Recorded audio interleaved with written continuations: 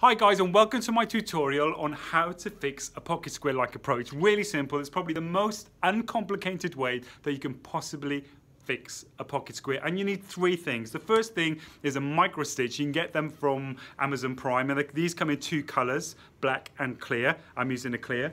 The other thing you need is a pocket square. This, believe it or not, is my pocket square, and I use the smallest amount of fabric so that the pocket is not bulbous with excess fabric. So this probably was a 30 by 30 centimeter. It's now significantly smaller.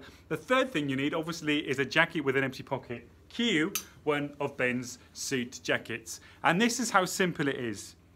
Take your pocket square, insy tinsy wincy pocket square. You pop it in the pocket, and then you dress it so that you're happy with how it looks.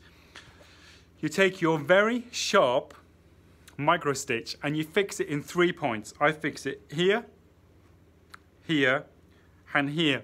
Obviously, I do it from the inside so you can't see the stitch. And it literally is that simple. And this pocket square will stay there indefinitely until it's time to dry clean the suit. That is how you fix a pocket square like a pro.